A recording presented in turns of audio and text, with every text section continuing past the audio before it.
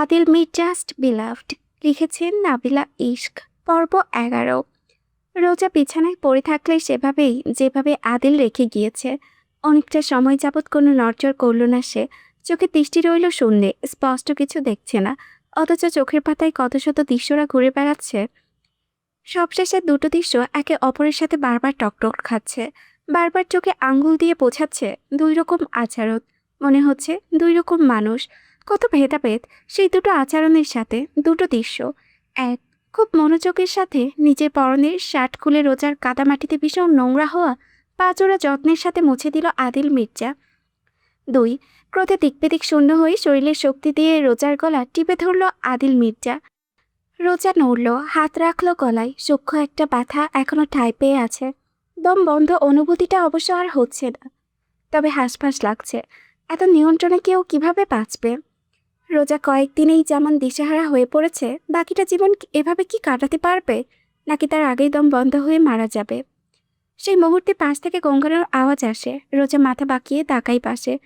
হৃদি ঘুমোচ্ছে ঠিক, তবে ওর নরম ঠোঁট, ছোট্ট ডান হাতটাচ্ছে বিছানা জোরে। রোজা বিষণ্ণতা কাটে সে দৃশ্যে। ঠোঁটের ভাঁজ জোড়া মসৃণ হয়। শরীরটা এগিয়ে নিতেই রীতি ঘুমের ঘুরে একবার কাছে এসে আষ্টেপৃষ্টে জড়িয়ে ধরল, মুখটা বুজে কুজে দিয়েছে। রোজার মন ভরে যায়, শরীর জুড়ে বয়ে যায় অদ্ভুত শান্তি। এই অনুভূতি ভাষায় ব্যক্ত করা সম্ভব না, সম্ভব না স্বেচ্ছায় সরে যাওয়া এখান থেকে। রোজা কখনো পারবে না দু হাতে দুটো শরীর দুটো আগলে রাখতে। বুকে কপালে ঠোঁট ছুঁল, মাথা বোলালো, সরল মুখে চেয়ে থেকে অজান্তেই বা চোখের কোণ ঘেঁষে নামলো এক ফোঁটা জল। ভাষা কণ্ঠে বিড়বিড় করে বলা কথাগুলো নিস্তব্ধ করে শোনালো, ভীষণ সুচালো। আমার বাকিটুকু জীবন শুধু তোমার জন্য বাচ্চা আমার, তোমার জন্য মা সব মেনে নেবে। বাচ্চাটা কি শুনলো বা বুঝলো কে জানে। রক্তের সম্পর্ক না থাকলেও সম্ভবত মনের টান আছে। ওটা রক্তের সম্পর্কের চেয়েও বুঝি শক্তিশালী। রীতি কুঙ্গিয়ে বুকে মুখ গুজে আউড়ে উঠল, মম। রোজা মাথা নুইয়ে কি ভীষণ কোমল গলায় প্রশ্ন করে, কি মা, ক্ষুধা লেগেছে? তুমি তো কিচ্ছু খাইলে না। রীতি ঘুমের করে বিড়বিড় করে প্রত্যুত্তরে জানাই, কিছু খাবো। রোজা আর সময় নষ্ট করল না, ঝটপট বিছানা ছাড়ল। এমনিতেও গাড়িতে সে বড় ঘুম দিয়েছে, দ্রুত ঘুম থেকে উঠে চলে আসবে। চট্টল দিয়ে ওয়াশরুম থেকে কাপড় চোপড় বদলে হাত মুখ ধুয়ে এলো। ওয়াল ক্যাবিনেটে ঘেঁটে রীতির পিসি সেটটা এনে বেডে রাখলো। গমে টুলে টুলে রীতিকে কোলে তুলে নিল আলতো হাতে। একদম ঢুলে গিয়েছে গায়ের সাথে। সময় নিয়ে ওর পরনের কাপড় চোপড় পরিবর্তন করিয়ে দিলে ওকে কোলে নিয়েই বেরিয়ে এলো রুম থেকে। করিডোরের বাতিগুলোর রংটা ভিন্ন। হলদেটে গ্রাউন্ড ফ্লোরের বিশাল বড় বাতিটার মৃদু আলো দেখা গেল সবটা নিস্তব্ধ ফাঁকা। গার্ডস মেইডেস কেউ নেই। আমাদের অবস্থায় একটাই ইঙ্গিত দিচ্ছে, আদিল মির্জা বাড়িতে নেই। রোজা নেমে এলো সিঁড়ি বেয়ে। হৃদির ঘুম ছুটেছে। বরাবরই বাচ্চাটার লাইট স্লিপার, তবে মায়ের কোলে গদগদ হয়ে পড়েই রইল। তখনই মরিয়ম বেগমকে বেরিয়ে আসতে দেখা গেল গেস্টরুম থেকে তাড়াহুড়ো ভঙ্গিতে। এসে তিনি ব্যস্ত গলায় প্রশ্ন করলেন, ডিনার করবেন ম্যাডাম? খাবার গরম করব? ভিন্ন কিছু রেঁধে দেব? রীতি দু হাতে গলা জড়িয়ে রেখেছে, মাথাটা রোজার কাঁধে কাঁধ হয়ে পড়ে আছে। এই যাত্রায় ওভাবে একটা হাতের 5টা আঙ্গুল মুছ দেখিয়ে বোঝালো কথা বলবে না। মরিয়ম বেগম ঠোঁটে ঠোঁট চেপে চুপ করে গেলেন তাৎক্ষণিক। সত্য ঘুম ভাঙা রীতি, সবসময়ই মেজাজি বাচ্চা একটা। রোজার হাসি পেল, সে হাসল না। জিজ্ঞেস করলো, কি হলো? রীতি মাথা উঠালো না, ওভাবেই জানালো, মম, তোমার হাতে রান্না খাবো। কি খাবে? রীতি আউড়ে গেল কাঁদো কাঁদো গলায়, আই ডোন্ট নো। রোজা হেসে মেয়ের কালে ঠোঁট ছোয়ালো, কদম রাখলো রান্নাঘরে। মরিয়ম বেগম পিছু পিছু এলেন, কাউন্টার নামিয়ে শুধালেন, কি রাখবেন ম্যাডাম? আমি সব গুছিয়ে দিই। রোজাকে তেমন একটা ভাবতে হলো না, বাচ্চা ক্ষুধার্ত, ঝটপটে চা বানানো চাই, আপাতত তাই। সে বলল, ফ্রাইড রাইস করব। মরিয়ম বেগম ক্যাবিনেট কেটে কেটে সব প্রয়োজনীয় জিনিসপত্রগুলো গুছিয়ে দিচ্ছে। রোজা রান্নাঘর ছেড়ে বেরিয়ে এলো। লিভিং রুমে যাওয়ার পথে একটু দুয়ারের সামনে এসে দাঁড়ালো। আজ এখানটায় গার্ডস নেই, বাগানের আনাচে কানাচেও নেই।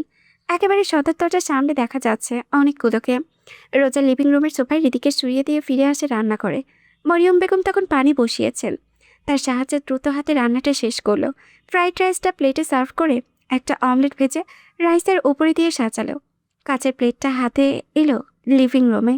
রীতির ঘুম ছুটে গিয়েছে, ওভাবেই পড়ে আছে। রোজা এসে ওকে তুলে ওর পাশেই বসলো। চামচ দিয়ে খাইয়ে দিতে চাইলে বাচ্চাটা আবদার করলো, ইউজ ইউর হ্যান্ড বম। রোজা বড্ড বাধ্য, হাত মাখালো। আস্তে আস্তে খাইয়ে দিল যতক্ষণ না রীতি বলল, আর না মম, তুমিও খাও।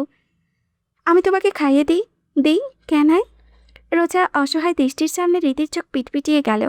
যখন রোজা মাথা তুলালো তখনই ছুটে গিয়ে হাত ধুয়ে এলো।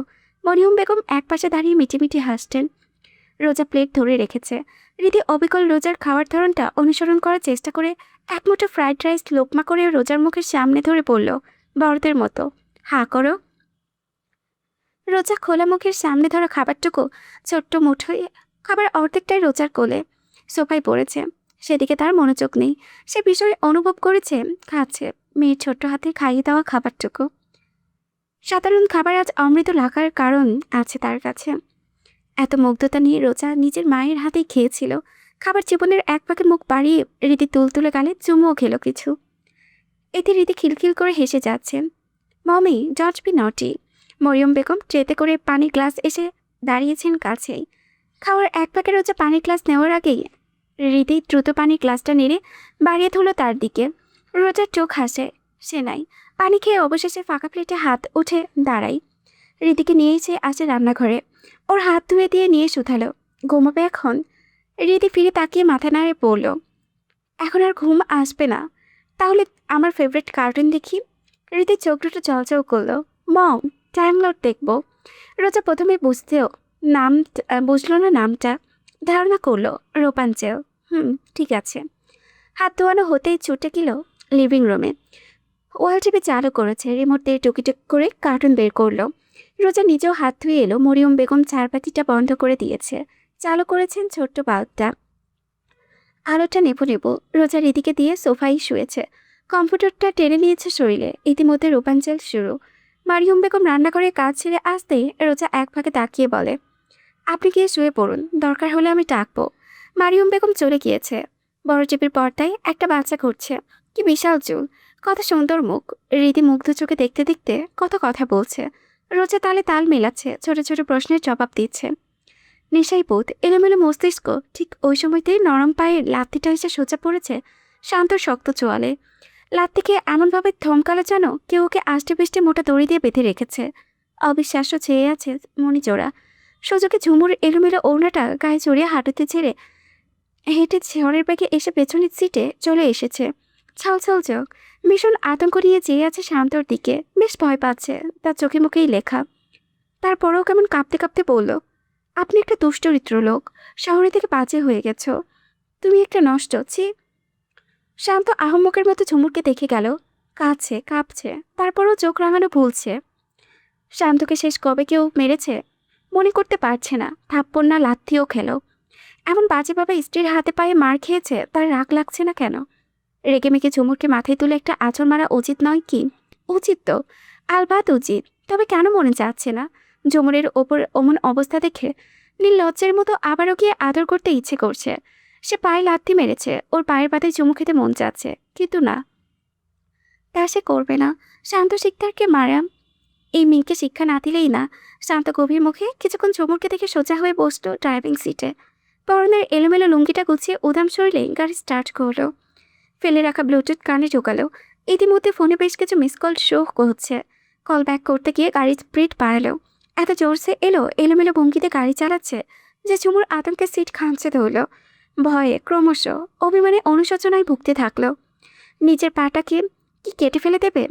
এমন একটা কাজ করতে করতে কিভাবে পারলো? মাপ চাওয়া উচিত। অথচ ঝুমুর ভয়ে একটি শব্দও মুখ দিয়ে বের করতে পারল না। ঘণ্টাখানিকের রাস্তায় শান্ত 8 ঘন্টা পেরিয়ে এসেছে। বিশাল আধুনিক লিভিংয়ের সামনে আসতেই দারোয়ান দরজা খুলে সালাম জানালো। শান্ত দেখতে পেল বিল্ডিংয়ের সামনে পোটলাপুটলি নিয়ে দাঁড়িয়ে আছে দুজন ব্যক্তি। একজন যুবক, একজন মধ্যবয়সী মহিলা। গাড়িটা দেখে দুজনেই ছুটে এলো। শান্ত যুবকের দিকে চেয়ে গ্লাস নামালো। কখন পৌঁছালে? যুবকের নাম সৌরভ, মহিলার নাম নুরি। দুজনেরই তাদের বাড়ির কাছের লোক। শান্ত ঝুমুরের জন্য আনিয়েছে তাদের। একা একা কি করবে মেয়েটা? শান্ত থাকবে কাছে, তখন বাইরে কেনাকাটা কে করবে? লোক লাগবে তো। শান্ত আপাতত শহরের কাউকে ভরসা করতে পারবে না। অবশেষে সাথে করে এনেছে তাদের। ওরা আগে রওনা হয়েছিল। সৌরভ জানালো ঝটপট, কিছুক্ষণ হইব। এবারে আমার করে ঢুকতেই দিতেছে না। শান্ত দারোয়ানকে চাপি আইডেন্টিটি কার্ড, গাড়ির নাম্বার সহ পরিচয় দেখিয়ে ওদের নিয়ে ঢুকলো। গাড়ি পার্ক করলো পার্কিং এরিয়াতে। সঙ্গে এলো দারোয়ান। শান্ত গাড়ি থেকে বেরোলো না নিচে। থমথমে মুখে নুরি বেগমের উদ্দেশ্যে বলল, চাচি ওরে নিয়ে যান, গোছগাছ করে নিন, কিছু প্রয়োজন হলে সৌরভকে দিয়ে আনাবেন। আমি টাকা দিয়ে যাচ্ছি, দারোয়ানকে বলে যাব সৌরভকে সাহায্য করবে। দারোয়ান মাথা তুলিয়ে বোঝালো সাহায্য করবে। ইতিমধ্যে গাড়ি থেকে লাগেজ বের করেছে সৌরভ, পাশাপাশি সাহায্য করেছে দারোয়ান। শান্ত লাগেজ খুলিয়ে নিচের একটা স্যুট রেখে দিয়েছে। ফাঁকা রাস্তায় গাড়ি থামিয়ে এক ফাঁকে পরে ফেলবে। অন্যদিকে নুরি বেগম তাকালেন থমকে থাকা ঝুমুরের দিকে। মেয়েটার চোখমুখ নীল হয়ে আছে মনে হলো, হতবাক্সে। কিছুক্ষণের মধ্যে কি হয়ে গেল। শান্ত তাকালো না ঝুমুরের দিকে। গাড়ি স্টার্ট করতে করতে ধমকের সুরে বলল, বের হন। কেঁপে ওঠে ঝুমুর। ধরফরিয়ে লেহেঙ্গাটা দুহাতে তুলে দ্রুত বের হলো। ঠোঁট ভেঙে রেখেছে।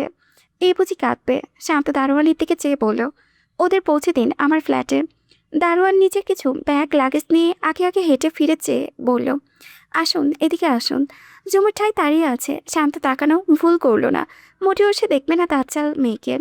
কত বড় সাহস, জামাইরে মারে। গাড়িটা বেরিয়ে যেতে ঝুমুর ছুটে গিয়ে নুরি বেগমের কাঁধে মাথা রেখে হু হু করে কেঁদে উঠল। হাসপাতালে পার্কিং এরিয়াতে এসে থেমেছে বেশ কয়েকটা কালো রঙের গাড়ি।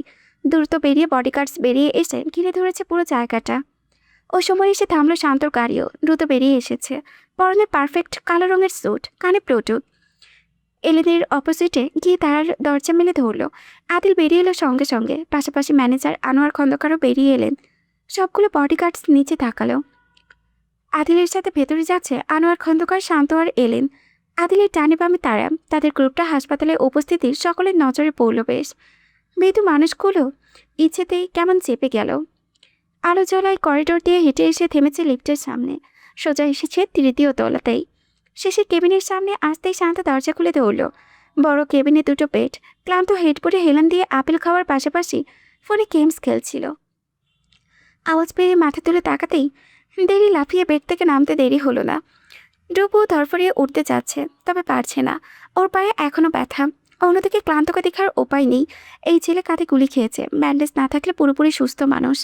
আদিল প্রবেশ করতে করতে আদেশ ছুড়ল, শুয়ে পড়। ডুবু সত্য টান টান করে শুয়ে পড়ল। আদিল চেয়ারে বসেছে। এলিন এসে ফ্লাওয়ার বুকেটটা ক্লান্তর মুখের সামনে ঠেলে দিল। শান্ত দিল ধ্রুবকে। ফলমূল খাবার দাবার সাজিয়ে রাখা হয়েছে টেবিলের ওপরে। কি অবস্থা, অপারেশন লাগেনি? ক্লান্ত আস্তে করে বলে, লাগেনি বস। হঠাৎ থেমে এক আশ্চর্যজনক বিষয় বলল ক্লান্ত। এই বিষয়টা ওর মনে যে বাজেভাবে মিশেছিল। অপারেশন লাগতো যদি দ্বিতীয় গুলিটা আমার বুকে এসে বিঁধতে পারত। তা হয়নি, কারণ ম্যাডাম আমাকে সামনে থেকে সরিয়ে দিয়েছে। বস, ম্যাডাম কেমন আছে? আদিলের ক্লান্ত দৃষ্টি চোখে।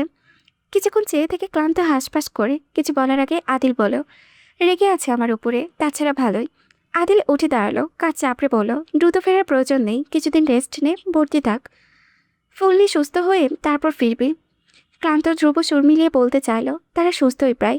সেসব কানে তুলেনি আদিল। এক সপ্তাহের বেড রেস্ট বলে তবেই বেরিয়ে এসেছে। কাজের পেন্ডিং মাথায় পড়েছে হিমালয়ের মতো। সম্ভবত পুরোটা সপ্তাহ জুড়ে আদিল দৌড়ের ওপরে থাকবে। গাড়িগুলো হাসপাতাল থেকে ছুটেছে কোম্পানির উদ্দেশ্যে। ফাঁকা রাস্তা তখন। দু একটা গাড়ি বাতিতে কোনো কুকুরও নেই। রাতে প্রায় 2:20। গ্লাসটা নামানো। আদিল একটা সিগারেট ধরালো। অন্য মনস্ক হয়ে সিগারেট ঠোঁটে চেপে তাকালো ডান দিকে। বাড়িধারা বাস স্ট্যান্ড সামনে, তার কাছেই দ্য রয়্যাল ক্যাফে। ক্যাফেটা বন্ধ। আদিল হঠাৎ হাত উঠাতেই ওর সামনে গাড়িগুলো থামলো কেমন।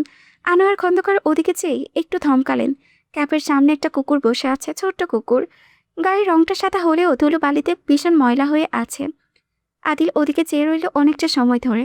আনোয়ার খন্দকার চোখ পিটপিট করলেন। অবশেষে তার মনে পড়ল কিছু। ওই দিন জম বৃষ্টি হচ্ছিল। বৃষ্টির প্রখরতা গাঢ় ছিল। গায়ে পড়লে ব্যথা পাওয়া যাবে ঠিক অমন। আদিল কোম্পানিতে ছিল রাতে 2টো পর্যন্ত। যখন তার গাড়ি কোম্পানি থেকে বাড়ির উদ্দেশ্যে ছোট্ট ততক্ষণে 3টার কাছাকাছি ছিল ঘড়ি। আদিলের ইশারায় গাড়িটা থামে ক্যাফের সামনেতে। ছাউনির নিচে একটা বক্স যত্নের সাথে সাজিয়ে রাখা। ওতে 2টো কুকুরের বাচ্চা, ভালো ব্রিডের কুকুর, ঘেউ ঘেউ করছে। বক্সের গায়ে বড় করে বাংলায় লেখা, খাওয়াতে না পারুন, তবে মারবেন না প্লিজ, কাইন্ড হন, পারলে ওদের একটা হোম দিন। আনোয়ার খন্দকার তখন পাশে ছিলেন আদিল মির্জার। ওভাবে চেয়ে থাকতে দেখে ধীর গলায় বলেন, মিস রোজা এই দুটোকে এতদিন খাওয়াতেন কাজের ফাঁকে ফাঁকে। আজ তো লাস্ট ডে ছিল এই কাজের, অর্থাৎ আর দেখে রাখতে পারবে না। আদিল দৃষ্টি ফিরিয়ে নিল। ইশারা করতেই গাড়ি চলতে শুরু করলো। অথচ কিছুটা পথ এগিয়ে আদিলের ইশারায় ফিরে এলো ক্যাফের সামনে। আদিল বেরোবে দেখে আনোয়ার খন্দকার ছাতার হাতে ঝটপট বেরিয়ে এলো, ওপাশে দরজা মেলে ধরলেন। আদিল বেরিয়ে এলো, পরনে গ্রে রঙের স্যুট, গায়ে কোট নেই, সাদা রঙের উপরের ভেস্ট, টাইট বেস্ট লোস, এলোমেলো চুল, বৃষ্টির ফোঁটা এসে চুলে আঁচড়ে পড়েছে বাতাসে ভেসে এসে। আদিল এসে দাঁড়ালো বক্সটার সামনে, কালো একটা সাদা একটা। আনোয়ার খন্দকার বরাবরই স্যারের মুখে পড়তে পটু। বডিগার্ড একটাকে আদেশ করলো ঝটপট, নাও কুকুর দুটোকে তুলে নাও। বক্স সহই বডিগার্ড তুলে এনে রাখলো গাড়ির ফ্লোরে। আদিল তাকালো বন্ধ ক্যাপেতে, একটা চটপটে শরীরে ভেতরে ছুটছে এমন দৃশ্য ভাসলো চোখের পাতায়। অবশেষে কদম বেরিয়ে ব্যাক সিটে উঠে বসলো। ড্রাইভারের পাশে বসলো আনোয়ার খন্দকার। ফুরফুরে গলায় বললেন, কি নাম রাখবো স্যার? টুনটুন আর পুনপুন? আদিল তাকিয়ে থাকলো ভীষণ আদরে ভঙ্গিতে চুপচাপ বসে থাকা কুকুর দুটোর দিকে। অবশেষে আস্তে করে তাকে বলতে শোনা গেল, তিতা থোর। আকাশের চারটা সেদিন অতিমাত্রায় জ্বালজ্বাল করেছিল, মনে হচ্ছিল কারো আগমনের জন্যই সেজেছে সে। জ্বলজ্বল করে চারটার ঠিক নিচেই কালো রঙের মার্সিডিসটা। মার্সিডিসের আশেপাশে অজস্র গাড়ির স্রোত। হাসপাতালের সামনেই এই রাস্তাটুকুতে রীতিমতো জ্যাম লেগে গিয়েছে হঠাৎ এসে জলদস্যুর মতো নিজের আওতায় নেওয়া গাড়িগুলোর জন্য। হাসপাতালের ভেতর থেকে বেরিয়ে আসা মানুষ দুটো আনোয়ার খন্দকার, আদিল মির্জার ম্যানেজার। মার্সিডিসের সামনে শটান দেখে দাঁড়ানো শান্ত তাকে ফিরতে দেখে টোকা দিল ব্যাকসিটের কাছে। কাজটা নামালো সময় নিয়ে। দেখা মিলল আদিল মির্জার থমথমে নির্বিকার সাইড প্রোফাইলের, যে আছে কোলের উপরে থাকা ম্যাকবুক প্রোতে। আনোয়ার খন্দকারের কাছে এসে আস্তে করে জানালেন, বাচ্চা সপ্তাহ দুয়েক ধরে হাসপাতালেই, তাদের দায়িত্বে আছে।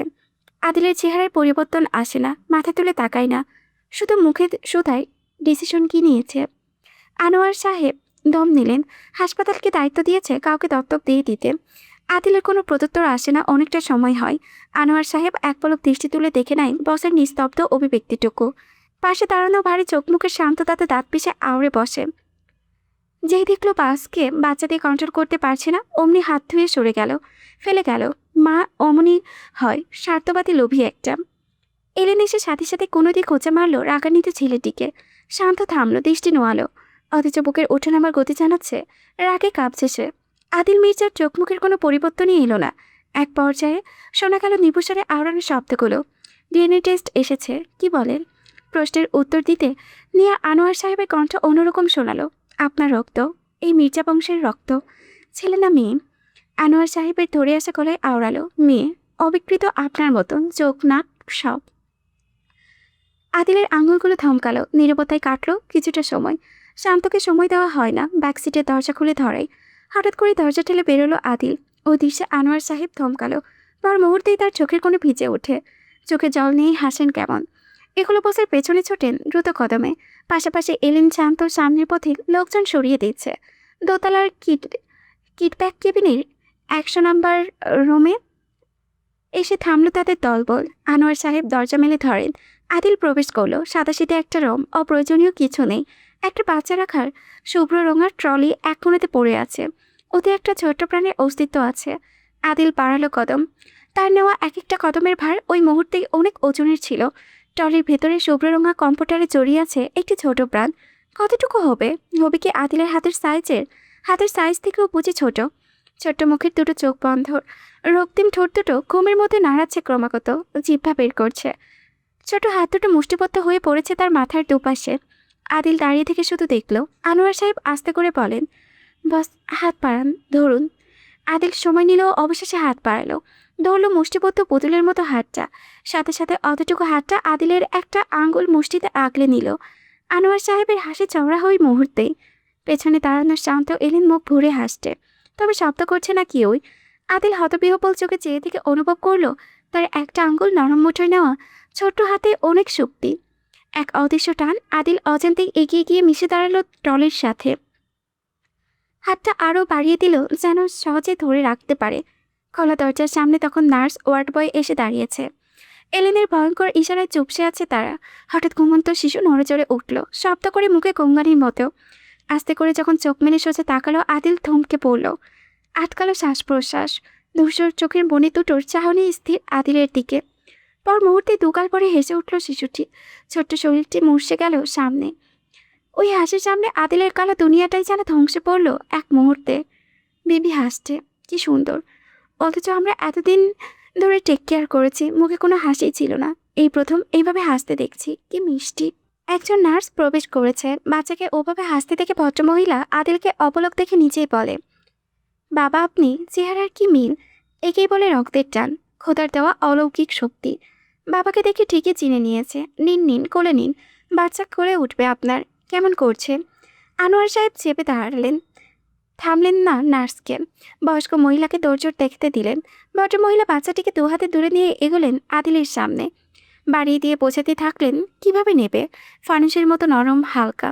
আদিলের হাত কাঁপল, ভয় হলো সে পিষে ফেলবে কিনা, ব্যথা পাবে কিনা তার স্পর্শে। ভদ্রমহিলা ধৈর্যের সাথে আদিলের শক্ত বুকের সামনে বাড়ানো ডান হাতের কোলে শুয়ে দিল। আদিলের বুকে মিশে থাকা শিশুর ডাগর ডাগর চোখের চাহনি তখনও আদিলের মুখে। দেখছে, দুগাল ফুলিয়ে হাসছে, দুহাত উঁচিয়ে কিছু ধরতে চেয়ে অস্পষ্ট শব্দে গুঙ্গিয়ে আওয়াজ তুলছে সামনে। আদিল বাম হাতটা বাড়িয়ে দিতেই একটা আঙ্গুল পুনরায় চলে গেল নরম মুঠোতে। আদিল নিজের অজান্তেই কেমন আরও গভীরভাবে মিশিয়ে নিল বুকের সাথে। ভদ্রমহিলা ওই দৃশ্য দেখে হেসে বলে, বেবিকে দেখতে আসেননি কেন স্যার? দেশের বাইরে ছিলেন বুঝি? ফ্যামিলিতে আর কেউ নেই? বেবিকে দেখতে কেউ এলো না, মাও না? আমার আন্ডার ছিল এতদিন। আদিল ফিরে তাকালো। আনোয়ার সাহেব ইশারা বুঝে নিল। চটপট পকেট থেকে মানিব্যাগ বের করে 1000 টাকার অনেকগুলো নোট ধরিয়ে দিলেন নার্সের হাতে। হতবিহ্বল মহিলা এতগুলো টাকা হাতে ধরে অবিশ্বাস নিয়ে চেয়ে আছেন। যখন সম্বিত ফিরে মুখে হাসি হেসে বলল, থ্যাংক ইউ স্যার। স্যার বেবির নাম কি? নাম রাখেননি? প্রত্যুত্তরে আদিল নিশ্চুপ। তার দৃষ্টি কোলে থাকা ছোট্ট প্রাণটিতেই নিবদ্ধ। তাই আর ভদ্রমহিলার প্রত্যুত্তরে জবাব আশা করেনি। তবে সময় নিয়ে আদিলের জবাব এলো, আমিরা, আমার আমিরা, আমার রাজকন্যা। ততক্ষণে আদিল মাথা নুইয়ে আসে। খাইখুই করা ঠোঁটে মুখে চুয়ে দেয় তার ঠোঁট। সর্বক্ষণ থমথম করা মুখে অন্যরকম প্রাপ্তির ঔজ্জ্বলতা।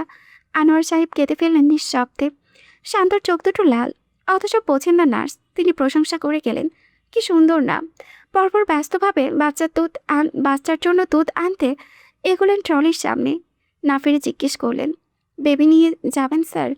প্রত্যুত্তরে পেলেন না। ফিডার তৈরি করে ফিরে আশ্চর্য হলেন, কেউই নেই, ফাঁকা। ভদ্রমহিলা ফিডার হাতে ছুটলেন। দেখলেন এই হচ্ছে বডিগার্ডের সামনে ছোটা বাচ্চাটির যত্নের সাথে এক হাতে বুকে জড়িয়ে হেঁটে যাচ্ছে চলে। বস! শান্তটাকে চোখ মেলে তাকালো আদিল। নির্ঘুম কেটেছে কটা দিন। কাজের চাপে খাওয়া দাওয়ার সময়টুকু হয়নি। মাথাটা সোফায় হাতল থেকে সরিয়ে সোজা হয়ে বসলো। ফর্মাল প্যান্ট লুজ হয়ে পড়ে আছে কোমরে। গায়ে শার্ট, টাই, ভেস্ট, কোট সব পড়ে আছে পাশে। সামনে টি টেবিলে তখনই চলছে লম্বা সিগারেটটা। গ্লাসে মদ আছে। ওই গ্লাসের অবশিষ্ট মদটুকু গিলে নিল শুকনো গলা ভেজাতে।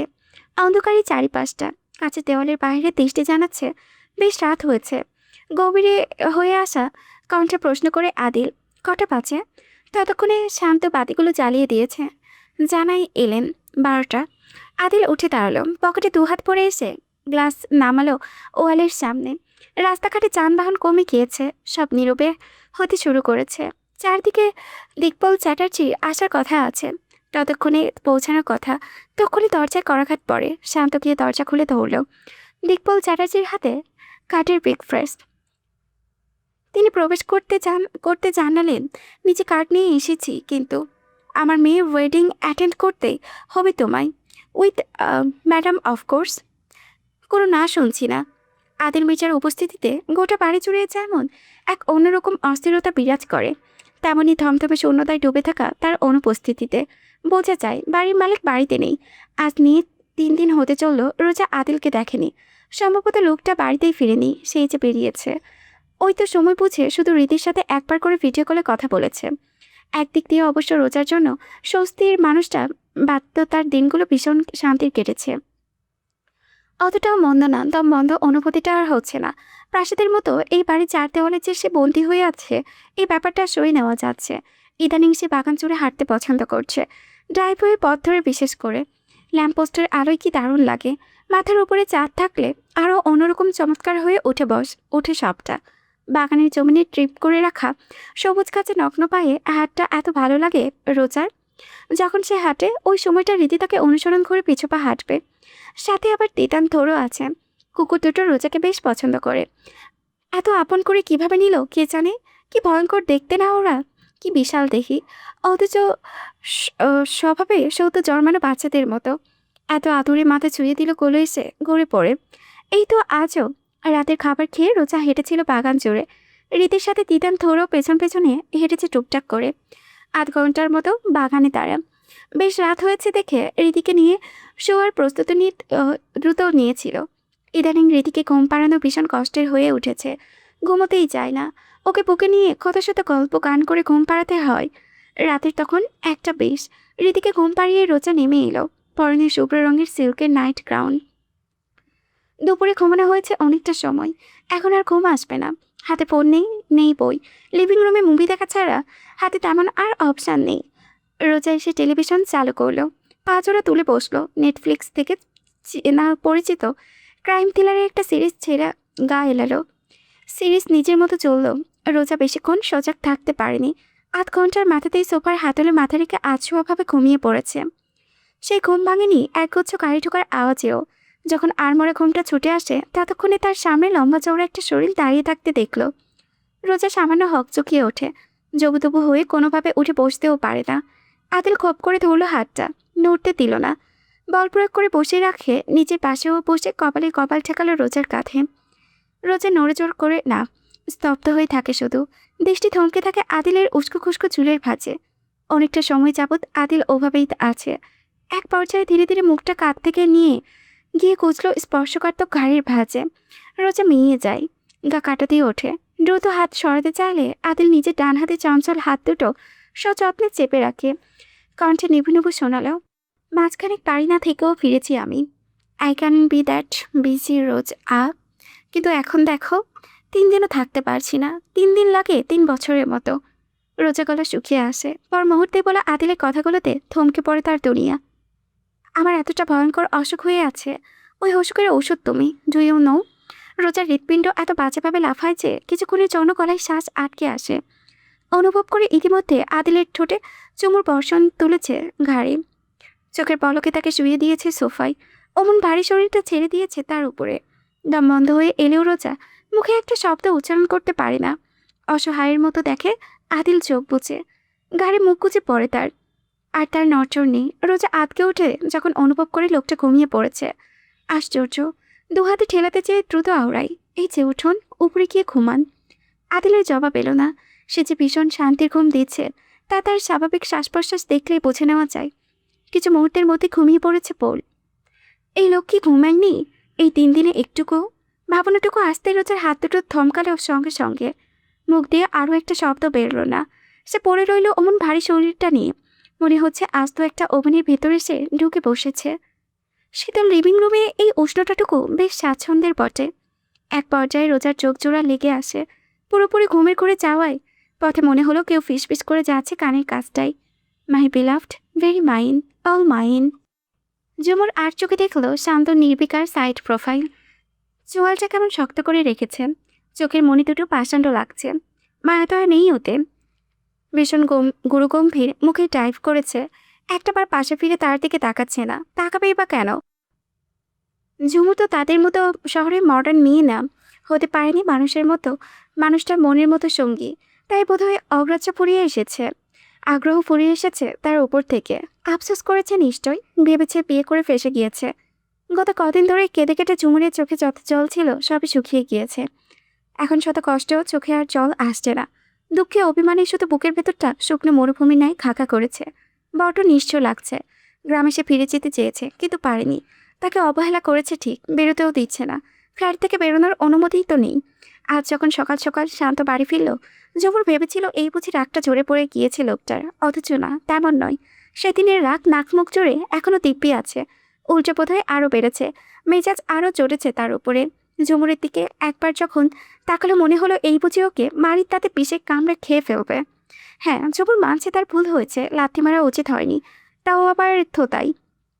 স্বামী হয়েছে, কিন্তু ঝুমুর তো লাথি মারতে চায়নি, স্বপ্নেও না, হয়ে গিয়েছে। কি আর করার? এতবার মাপ চাইলো, অনুশোচনায় প্রতিনিয়ত ধুঁকতেছে।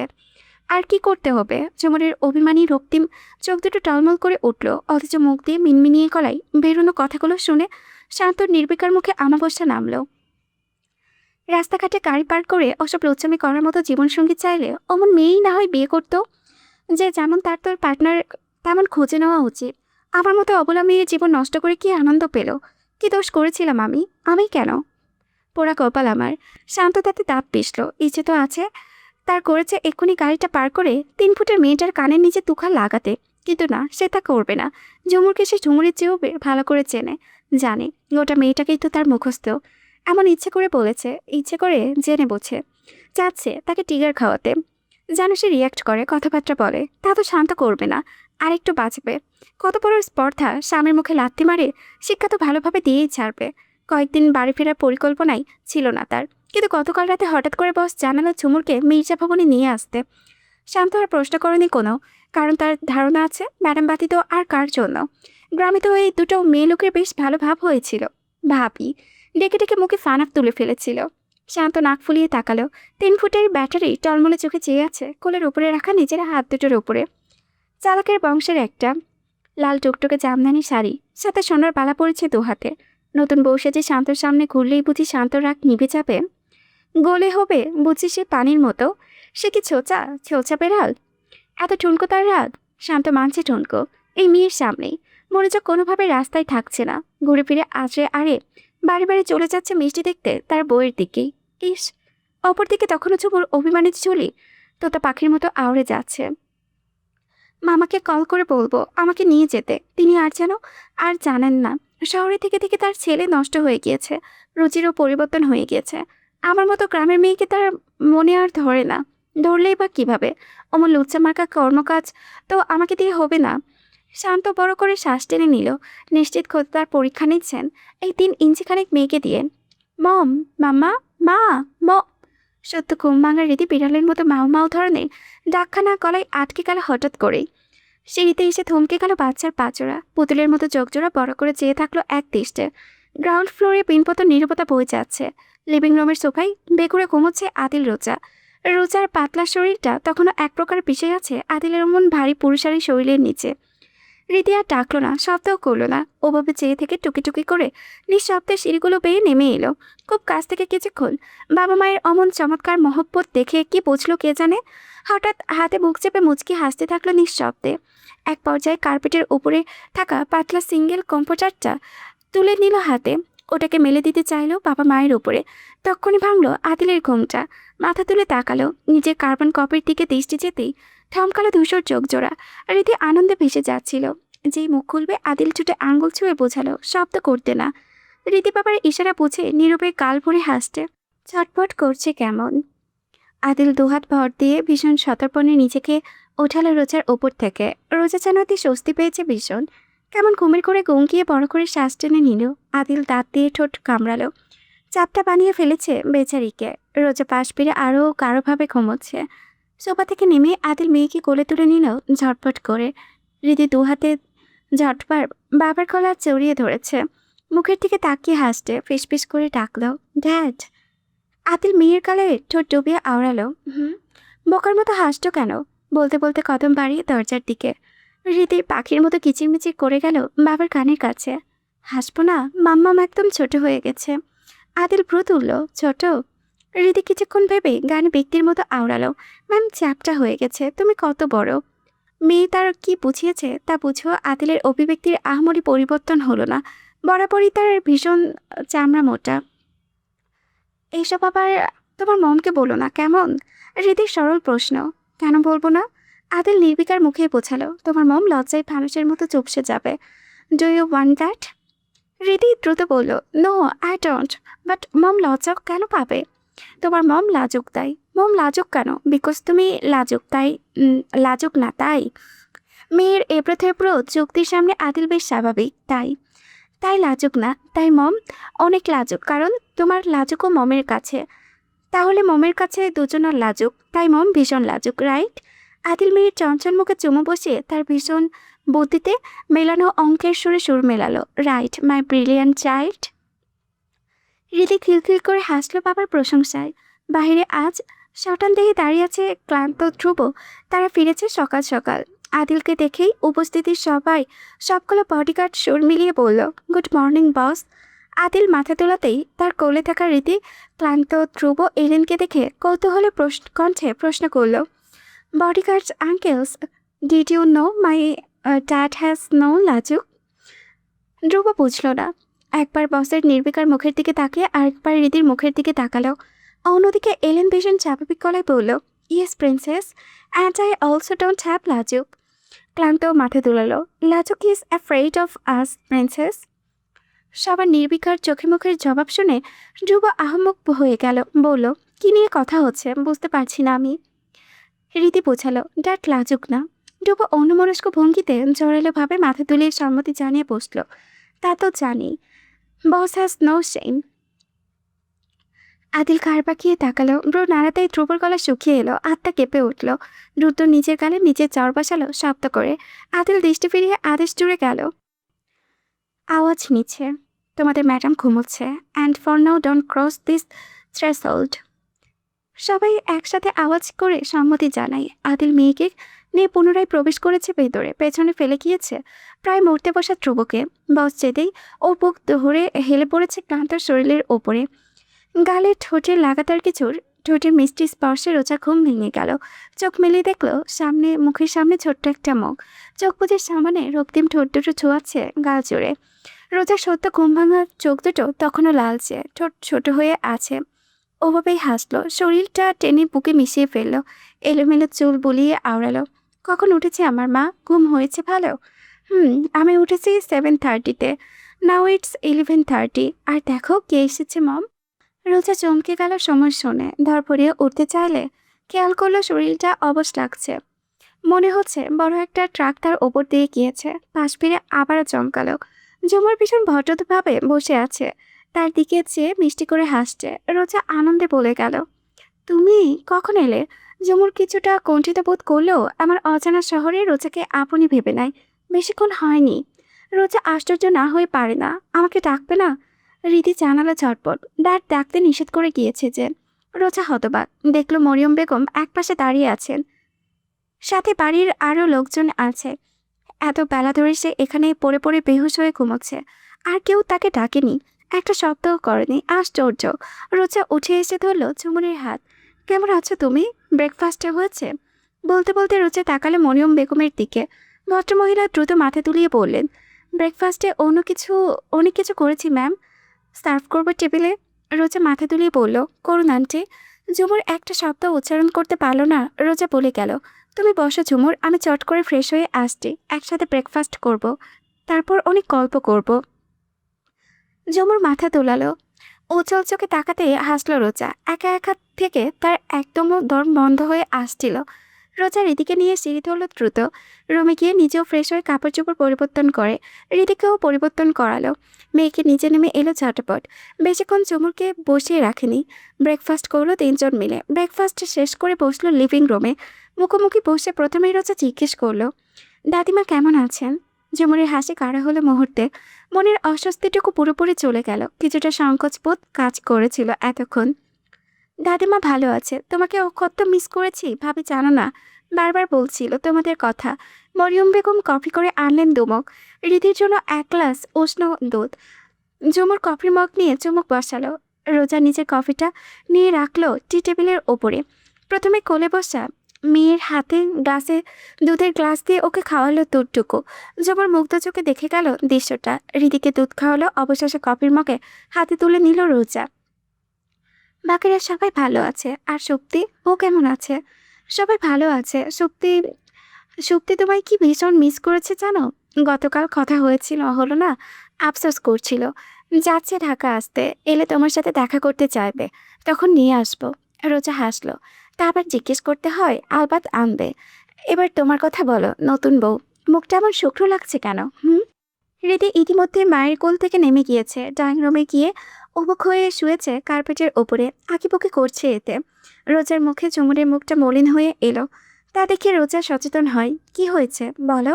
ঝুমুর কাটলো না, তবে বলতে গিয়ে মেয়েটার চোখ দুটো রক্তিম হয়ে গেল। নাক টানলো। রোজা হতবিহ্বল কিছুক্ষণ স্তব্ধ হয়ে রইল। ভাষা খোঁজে পেল না কিছু বলার। যেমন গুরু তেমনই শিষ্য। লম্পটে দলবল ভালো হবে কিভাবে? সব একই গোয়ালের গরু। গরুকে শায়েস্তা না করতে পারলে শিষ্যকে বোধহয় করতে পারবে। রোজা নাক মুখ কোচকানো দেখে ঝুমুর সামান্য ভরকালো। কি হয়েছে ভাবি? কিছু না, তুমি কান পাতো, যা বলছি তাই করবে, কেমন? ঝুমুর টলমলে চোখে মাথা দোলালো। ভীষণ গুরুত্ব দিয়ে কান পাতলো। রোজা যা বললো তা শুনে উষ্ণ হলো দুকাল। মনে হচ্ছে দোয়া বেরোচ্ছে কান দিয়ে। লজ্জায় মিয়ে গিয়ে আওড়ায় মেয়েটা। ভাবি তুমি ভীষণ দুষ্টু। জোমর ফিরে যাবার পরে রোজা মেয়েকে নিয়ে দোতলাতেই সারাবেলা কাটিয়েছে। একটা বই পড়ছিল তখন। সন্ধ্যার আজান পড়েনি, গোধূলি আলোয় প্রবেশ করেছিল বারান্দা পেরিয়ে রুমের ভেতরে। তখনই মরিয়ম বেগম জানালেন নিচে তার প্রয়োজন। রোজা নিচে নেমে ভরকে গেল এক প্রকার। একটা পুরো টিম প্রবেশ করেছে, তাদের হাতে অনেক কিছু। রোজা প্রশ্নবোধক চোখে তাকালো শান্তর দিকে। শান্ত সেই টিমকে দেখিয়ে বলল, ম্যাডাম আজ পার্টি আছে, আজ রাতে। বসের সাথে আপনি যাবেন যেহেতু, তাই তারা আপনারই সাহায্য করবে। To get ready. রোজা বিরক্ত হলো, আমি পার্টিতে যাব কে বলল? শান্ত দৃষ্টি নুইয়ে রেখেছে তখনও। বস, আমি কোনো পার্টি টার্টিতে যাচ্ছি না। রোজা পুনরায় সিঁড়ি বেয়ে উপরে উঠতেই কদম বাড়াতেই পেছন থেকে চিরঞ্জনা সেই রুক্ষভাষী কণ্ঠ শোনা গেল, যা শুনলে আশেপাশে স্তব্ধ হয়। থমকায় রোজার পাজোরাও। You have to. রোজা দীর্ঘশ্বাস ফেলে ঘুরে দাঁড়ালো, তাকালো আদিলের ব্যস্ত কদমে এগিয়ে আসছে। শান্ত চোখ মুখ, যেন আদেশ করা ব্যক্তিটি সে নয়। রোজাই ওই স্বাভাবিক গম্ভীর মুখ দেখে রাগ লাগলো। কি অধিকার বোধ! আদিল মরিয়ম বেগমকে ইশারা করতে ভদ্রমহিলা পুরো টিমকে গেস্ট রুমে নিয়ে গেলেন। তৈরি হয়ে নাও, 7টায় বেরোবো। আদিল সিঁড়ি থেকে কদম বাড়িয়েছে কেবলই। রোজা কঠোরভাবে জানালো, বললাম তো আমি কোথাও যাব না। আদিল ফিরে এলো, রোজা দাঁড়ালো সামনে, মাথাটা নোয়ালো বেশ। রোজার চোখে মুখে দৃষ্টি বুলিয়ে বলল, মিসেস মির্জা, নিজে পরিচয় ভুলে গেলে হবে? হুম, আদিল মির্জার স্ত্রী আপনি। আর এমন আরও অনেক প্রোগ্রাম আছে, সাথে আমার অ্যাটেন্ড করতে হবে। রেডি হন কেমন? শরীরে কোনো অংশ যেন দেখা না যায়। রোজা চোখ রাঙালো, কণ্ঠে আদেশ ছুড়ল, এখন কি আমি কি পরবো তাও আপনি ডিসাইড করে দেবেন? আদিল তর্কে গেল তা, শুধু মুখটা রোজার কানের কাছে এনে ফিসফিস করে আওড়ালো, আমার সামনে যা ইচ্ছে পড়ুন, প্রয়োজনে কিছু না পড়ুন, আপত্তি নেই কোনো। রোজা ফুসছে রীতিমতো। আদিল ইতিমধ্যে সিঁড়ি বেয়ে উঠে গিয়েছে নিজের সব সাঙ্গপাঙ্গ নিয়ে। কত বড় লম্পট! সারাদিন মাথার ভিতমে শুধু পাটরামি। মরিয়ম বেগম আস্তে করে ডাকেন, ম্যাডাম। রোজা ফিরে তাকালো, দেখলো একটা পুরো টিম তার অপেক্ষায়। দীর্ঘশ্বাস ফেলে বাড়ালো কদম। রুমের মধ্যে ইতিমধ্যে দুটো কালো শাড়ি বের করে রাখা হয়েছে অপশন হিসেবে, একটা বাটার সিল্কের আর একটা জর্জেটের। টিমের প্রধান একজন বয়স্ক নারী, বয়সটা 40-এর ঊর্ধ্বে। মিষ্টি হেসে তিনি জিজ্ঞেস করবেন, ম্যাম দেখুন কোনটা পছন্দ হয়। রোজা চেয়ারে গিয়ে বসলো, অন্যমনস্ক হয়ে আওড়াই, যেটা আপনার ভালো মনে হয় ওইটাই। পুরো টিম মিলে রোজার হয়ে সবটা পছন্দ করে তাকে তৈরি করতে ব্যস্ত হয়ে পড়ল। পুরো সময় জুড়ে প্রজাপতির মতো রীতি আশেপাশে ঘুরঘুর করলো। মায়ের তৈরি হওয়া দেখলো বেশ আগ্রহ নিয়ে। ঘড়ির কাঁটা তখন 7টা ছুঁয়েছে। রোজা তৈরি। পুরো টিম বিদায় নিয়ে বেরিয়েছে মাত্রই। রোজা বেশ অনাগ্রহ নিয়েই এসে দাঁড়ালো আয়নার সামনে, দেখলো নিজেকে। মাথা থেকে পা পর্যন্ত কি আভিজাত্যে মুড়িয়ে আছে সে। কাজ করা জর্জেটের কালো ভীষণ দামি শাড়িটা ঝকঝক করেছে তার ফর্সা ত্বকে। শাড়ির সাথে মিলিয়ে পড়া ডায়মন্ডের সিম্পল সেটটা এত আধুনিক আর রুচিসম্মত। চুলটা কার্ল করে কোমরে দুলছে। নাকের সাথে ছোট্ট পাথরের নোজপিনটা মুখে চমৎকারভাবে ফুটে উঠেছে। হিল পরাই লম্বা লাগছে বেশ। রোজা পারফিউমটা মাখতে নিয়ে তাকালো আয়নায় ফের। একজোড়া ধূসর চোখে চেয়ে আছে। চোখজোড়া কেমন লালচে। ওই সর্বনাশী চোখে চোখ পড়তেই গলায় আটকালো শব্দ।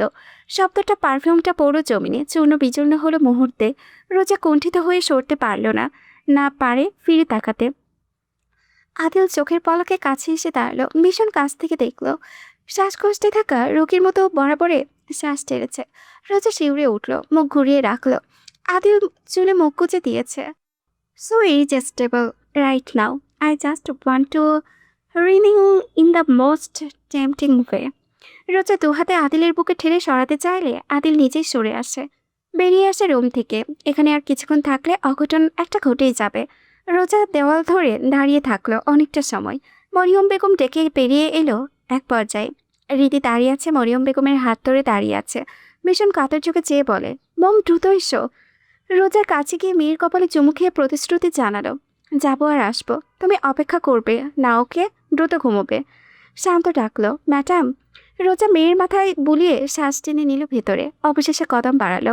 দুশোর চোখ জোড়ায় দৃষ্টি যতবার চোখের পাতায় ভাসছে ততবার তার হৃৎপিণ্ড লাফাচ্ছে। দুয়ারে এসে রোজার চোখ পড়ল সামনে। আদিল দাঁড়িয়ে আছে গাড়ির সামনে, একটা সিগারেট ঠোঁটে পিষে রেখেছে। সোজা দৃষ্টি রোজাতেই ফেলেছে। রোজা স্বাভাবিক থাকেছে ওপরে, কাছাকাছি এসে সোজা সাপটা প্রশ্ন করলো, ওখানে কি আমাকে কোনো কাজের উদ্দেশ্যে নিচ্ছেন? আদিল সিগারেটটা ফেলে দিয়েছে, ওটা পায়ের নিচে পিষে বলে, নো, কারো আদেশ আমায় মান্য করতে হবে এখানে ওখানে, বা গুরুত্ব দিতে হবে। আমি বাধিত কারও না, আমি বাধিত কাউকে না। ম্যানশনের এই টপ ফ্লোর জুড়ে দেশের সকল ক্ষমতাধরদের আসরে বসেছে।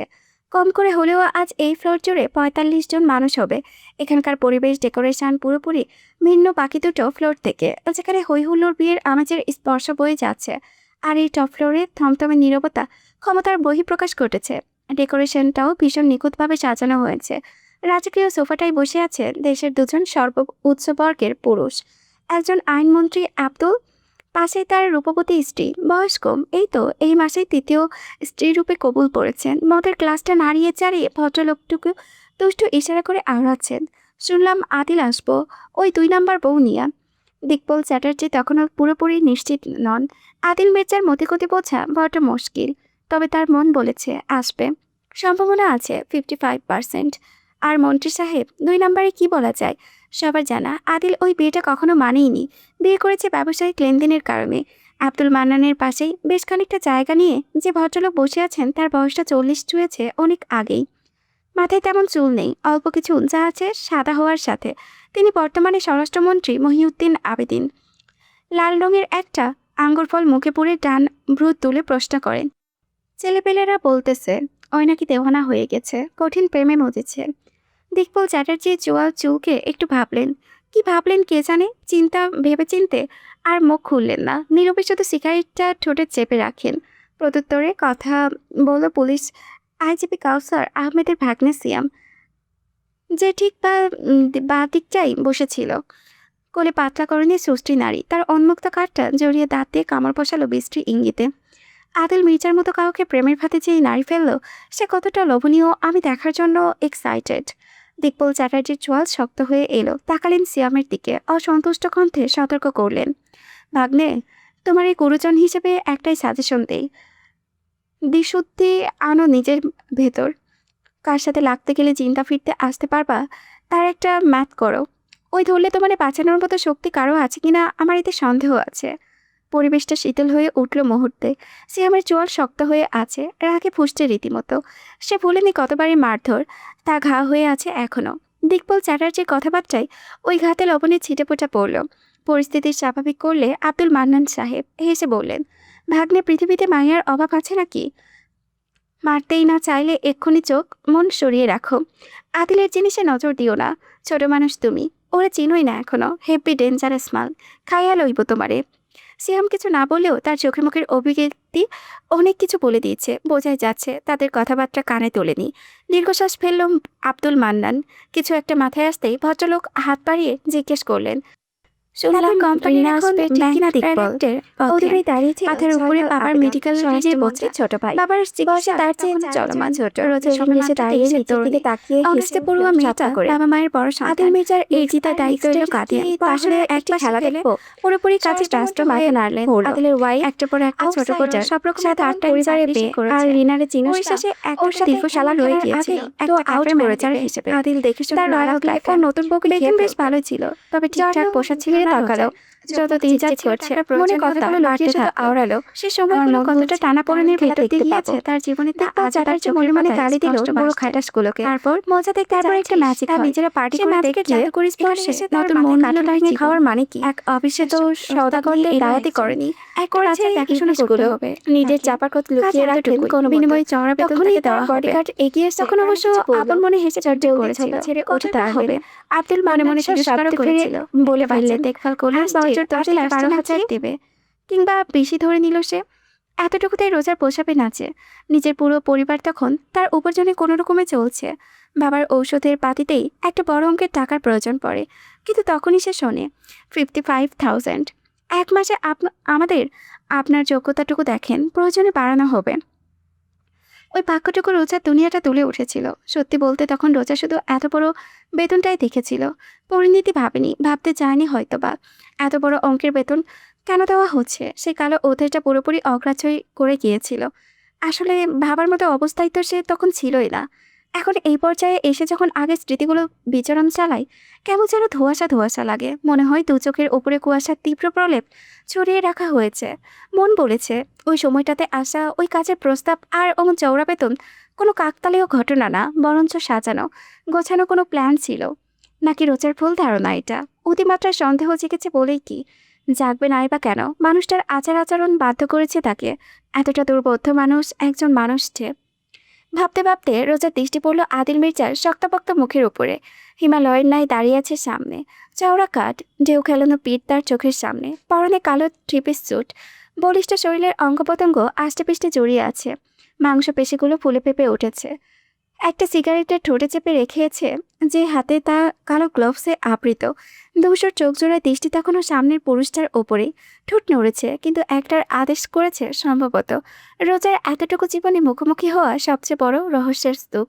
ক্ষমতাধর মানুষটি আদিল মির্জাই, যাকে সে বুঝতে পারে না, যার অভিব্যক্তি পড়তে পারে না। তার ব্যবহার, রোজার প্রতি তার এত পাগলামো কোন সূত্রে সে আজও খুঁজে পাচ্ছে না। আদিল কথা শেষ করে যখন তাকালে চোখাচোখি হলো মুহূর্তেই। ওই তীক্ষ্ণ গভীর দৃষ্টি তার ওপরে পড়তেই রোজা দৃষ্টি সরিয়ে আনলো। সামনে তাকালো একটা ম্যানশন, সিলভার রঙের, আধুনিক ডিজাইনের, সম্ভবত শহরের শেষ প্রান্তে ওঠানো হয়েছে। এমনকি এই ম্যানশন প্রধান ফটক থেকে অনেকটা দূরে অবস্থিত। ভীষণ লম্বা একটা ড্রাইভওয়ের পথ পিছে এসে পৌঁছাতে হয়েছে। এত এত আলো আশেপাশে, মনে হচ্ছে সূর্য এখনো ডোবেনি। অতিথিতে গিজগিজ করেছে না অবশ্য, কেমন থমথমে নীরব বাহিরের সবটা। বিশাল দেহি বডিগার্ড ব্যতীত পাশাপাশি রয়েছে ভয়ঙ্কর দেখতে কুকুরগুলো। আদিল এগিয়ে আসছে, তার ঠোঁটের ভাঁজে থাকা সিগারেটটা বাম হাতের আঙুলের ভাঁজে রেখে। ডান হাতে গাড়ির ব্যাকসিটের দরজা খুলে ধরল নিজেই, বাড়িয়ে রাখলো হাতটা। রোজার হাতের তুলনায় বড়সড় হাতটা কালো গ্লোভসে ঢেকে আছে। আদিল আওয়াজ নামিয়ে খসখসে আওড়ালো গলায়, আসো, শাড়ির আঁচল দেখে নাও, সিটের নিচে চাপা পড়েছে। Watch your head. রোজা তাকালো পাশে, আঁচলটা সেটে আছে শক্তপোক্তভাবে। বেখেয়ালিতে বেরোলো, আঁচল নড়বড়ে হওয়ার সম্ভাবনা দারুণ ছিল। আঁচল ছুটল চট জলদি। ডান হাতে শাড়ি সামলালে বাম হাতটা রাখলো আদিলের হাতের উপরে। পাথরের পথে বাম পা ফেললো। কালো হিলের নিচে অংশটুকু গাঢ় লাল রঙের। গাড়ি থেকে নেমে এসে হাতটা দ্রুত সরিয়ে আনার প্রয়োজন পড়ল না রোজার। আদিল নিচ থেকে ছেড়ে দিয়েছে। পর মুহূর্তে ডান হাতের ভীষণ অধিকারীর সাথে পেঁচিয়ে ধরল তার লতানো কোমরখানা। একটানে নিচের পাশে সংস্পর্শে রেখে হাঁটা ধরল সামনে। স্পষ্ট কণ্ঠে বলা কথাগুলো রোজার কানে বাজলো অনেকটা সময় যাবৎ। ইউ লুক লাইক আর মাইন্ড রোজ রোজা ঢোকটি গইল। দৃষ্টি তুলে তাকালো না, শুধু বুঝলো একজোড়া দৃষ্টি আপাতমস্তক তাকিয়ে দেখে যাচ্ছে। তাদের কয়েক কদম পেছনে দুধারে তালে তাল মিলিয়ে হাঁটছে শান্ত এলেন। তাদের হাতে রাইফেল সোনালি রঙে। রোজা আজ ক্লান্ত, ধ্রুবকেও দেখতে পেল। হাসপাতাল থেকে ফিরেছে বোধহয়। বেশ পেছনে ওরা। ম্যানশনের ভেতরে ওপেনিং পথটুকু বিশাল চওড়া, সুদীর্ঘ, পিনপিতন নীরবতায় আচ্ছন্ন। তার হিলের প্রত্যেকটা শব্দ ভেসে বেড়াচ্ছে আশেপাশে। তারা যত এগোচ্ছে এই পথ ধরে, ততই নীরবতা ক্ষুণ্ণ হচ্ছে। গাঢ়ভাবে শুনতে পাচ্ছে ভেতর থেকে আসা জমজমাট আলোচনায় গুঞ্জন। ভীষণ মৃদু আওয়াজে পাচ্ছে ইংরেজি গান। এই যাত্রায় ভেতর থেকে হন্তদন্ত ভঙ্গিতে বেরিয়ে আসছে দিকপল চ্যাটার্জি। আরে কে এসে ধন্য করলো আমায়? ভদ্রলোক বলতে বলতে আর চোখে তাকালো আদিলের পাশে। সে নারী ফিরে তাকায়নি, সামনে তাকিয়ে আছে। আদিলের সাথে তাল মিলিয়ে হাঁটছে। চোখে মুখে সৌজন্যতার হাসিটুকুও নেই। ফট করে ভদ্রলোক দৃষ্টি সরিয়ে ফেললেন পরপরই। তবে তার চোখ দুটো মুগ্ধতায় কাঁদল না, তখনও মুগ্ধতায় বিরাজ করেছে। তিনি অস্থির হলেন, কি ঝামেলা হওয়াই কে জানে। আদিল হাঁটা থামালো না। হাঁটতে হাঁটতেই এক পল তাকাতেই ঘামলো দিকপল চ্যাটার্জির কপাল। দৃষ্টি সংযত রেখে গলাটা পরিষ্কার করে বেশ স্বাভাবিকভাবে গেলেন। এসেছ যেহেতু দ্রুত ফেরার কথা আজ মাথা থেকে ঝেড়ে ফেলো। কতটুকু বলতে বলতে দরজা পেরিয়ে ভিতরে প্রবেশ করেছে ততক্ষণে। নিচে ফ্লোর জুড়ে বিয়ের আমেজ, গান বাজনা, নাচ সবই হচ্ছে। রোজা না তাকিয়েও উপলব্ধি করলো এই মুহূর্তে সে সকলের কেন্দ্রবিন্দু। তার অবশ্য নিচে তলার থামল না, সিঁড়ি বেয়ে ওপরে উঠেছে এসে। এই ফ্লোরে পরিবেশে যে ভিন্ন তা পা রাখতেই বোঝা গেল। আদিল মির্জা এসেছে এই নিয়ে হট্টগোল গেল একজোটে। আব্দুল মান্নান চেপে সোফার অর্ধেকটা ফাঁকা করে ফেললেন। নাই বয়, এসেছো তুমি, এসো এসো, তোমার কথাই হচ্ছিল। তুমি হচ্ছ এই পার্টির ডেজার্ট। আদিল সোফায় বসলো না, ফাঁকা গোলাকৃতির টেবিলের সামনে আসতেই শান্ত চেয়ার টেনে ধরল। রোজা বসে পড়লো চুপচাপ। কোটের বোতামগুলো খুলে আদিলও বসে পড়লো চেয়ারে, পায়ের উপরে পা তুলে। একটা হাত রোজার চেয়ারের হাতলে রাখলো। শান্ত আর এলেন হিমালয়ের মতো দাঁড়িয়েছে চেয়ারের পেছনে। ওই দৃশ্য খানিক থমথমে হলো পরিস্থিতি। পাওয়ারের এমন দাপটটা সহ্য করার মতো না, তবে তা আব্দুল মান্নানের সহ্য হয়ে গিয়েছে। তিনি নিজেই সোফা ছেড়ে এলেন, বসলেন আদিলের পাশে। আর চোখে রোজার নির্বিকার মুখে চেয়ে ছকছক করলেন। এই ছেলে ভদ্রতা শেখাও নাই এখনও? ম্যাডামের সাথে পরিচয় করিয়ে দিবা না? তা আবার আমায় বলতে হবে কেন? আদিল মাথাটা ঘুরে তাকালো, ধূসর চোখে কৌতূহল খেলা করলো। ম্যাডাম, আমার স্ত্রী আপনার মা মন্ত্রী সাহেব। মায়ের সাথে আবার কিসের পরিচয়? দিকপল চ্যাটার্জি সহ অনেকেই এই যে উচ্চস্বরে হাসলো, তার আওয়াজ ভেসে বেড়ালো। আব্দুল মান্নান সাহেব তেতে উঠলেন। মা নিয়ে ফাজলামি কইরো না আদিল, আমার মারে কবর দিছি আজ 12 বছর। দিকপল চ্যাটার্জি হাসতে হাসতে এসে বসলেন মা আব্দুল মান্নানের পাশে। ধীরে ধীরে পুরো টেবিল ভর্তি লোক হয়ে গেল। স্বরাষ্ট্রমন্ত্রীও এই টেবিলে। আলাপ জমল বেশ। রোজা চুপচাপ বসে আছে, শূন্য চেয়ে অনুভব করছে তার পাশে বসে মানুষটা কোন পর্যায়ে পাওয়ারে ধরে রেখেছে। কথার তীক্ষ্ণ ধরন, দৃষ্টির মাপ কতটা দৃঢ়। সে ভুল না হলে ওটা স্বরাষ্ট্রমন্ত্রী, পাশের জন আইনমন্ত্রী, অথচ তার কি সাবলীল এখানে। পরক্ষণেই মানুষটির আরেকটি ভিন্ন দিক অনুভব করল। রোজা চেয়ারের পেছনে থাকা আদিলের হাতটা কি সাবলীল ভঙ্গিতে তার লম্বা চুলে আঙ্গুলের ভাঁজে নিয়ে খেলছে। রোজা আর চোখে তাকালো। আদিল চেয়ে আছে সামনে, কথা বলছে। হিপোক্রেসি বাদ দেন, উন্নয়নের জোয়ারের দেশ কত ভাসাচ্ছেন তা তো দেখছি মন্ত্রী সাহেব। আপনাদের উচিত জোকারের মুকুট মাথায় পরা। That would suit you guys perfectly. তর্ক বিতর্ক হচ্ছে বেশ।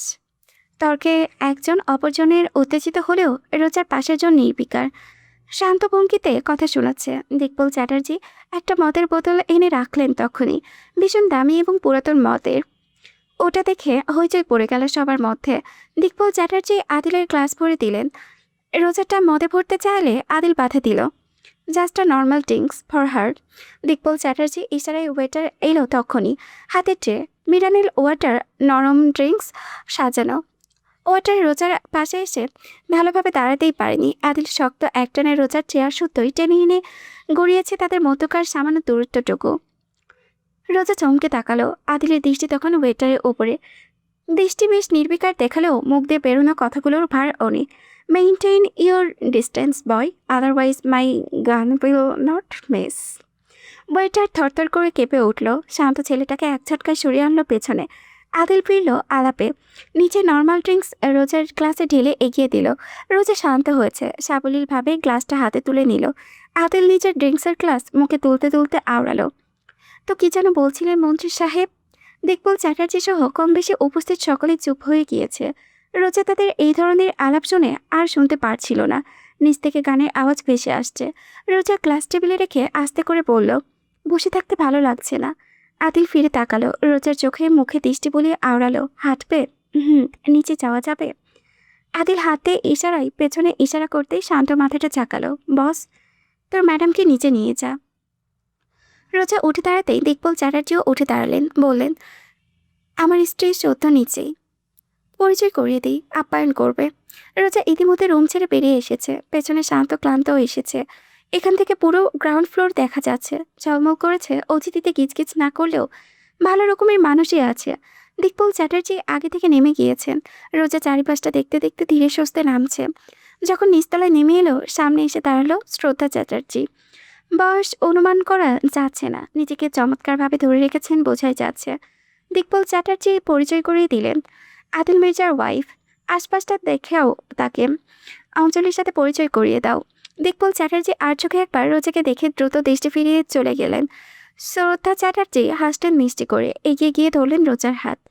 আপনি ভীষণ সুন্দর মিসেস মির্জা। মিস্টার মির্জা নিশ্চয়ই চোখে হারাই, স্বাভাবিক।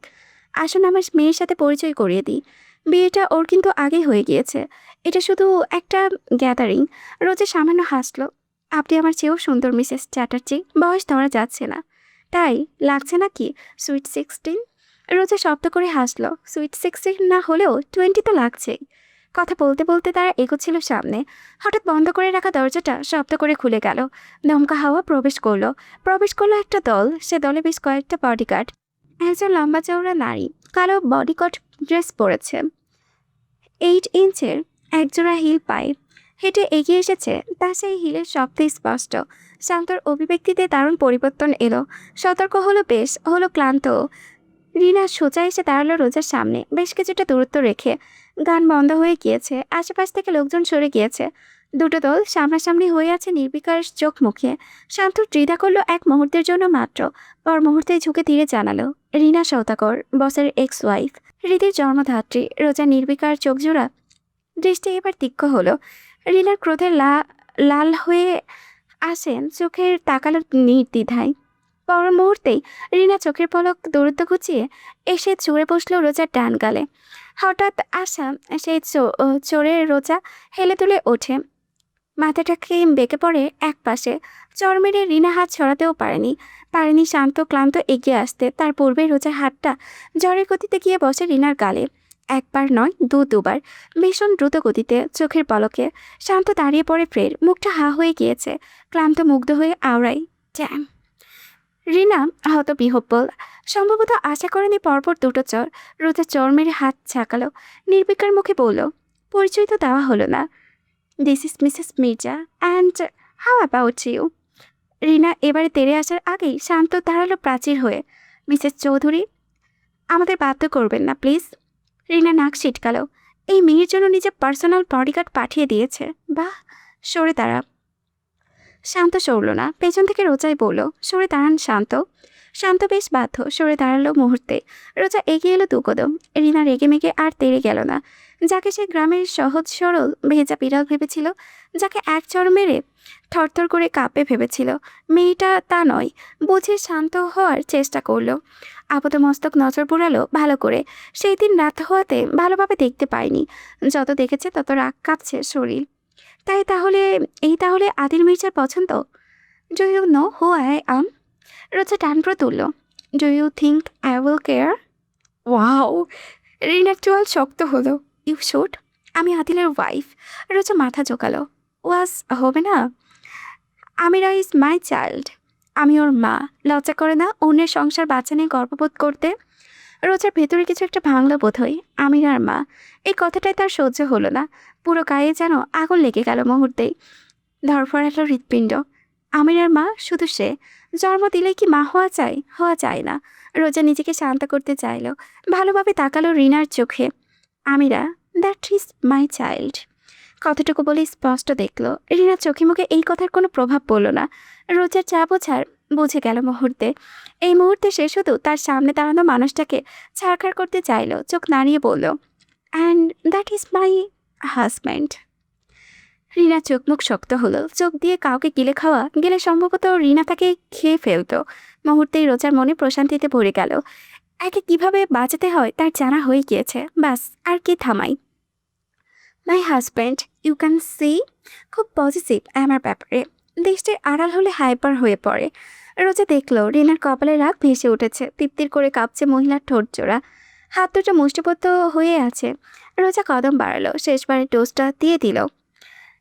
As you can see Mrs Chowdhury, বেশিক্ষণ দাঁড়িয়ে থাকতে পারছি না। Last night my husband was so passionate and rough. Rina চিৎকার করার আগেই শান্ত শুনল ব্লুটুথের ওপাশে মানুষটার সামনে হেঁচকি উঠে গিয়েছে। দিকপল চ্যাটার্জির সম্ভবত প্রায়। কি হলো? আদিলের মুখের মদ ছিটকে পড়েছে টেবিলে। হাতের গ্লাস ভেঙে তছনছ হয়ে পড়ে আছে। উপস্থিত সকলে বেকুব হয়ে আছে।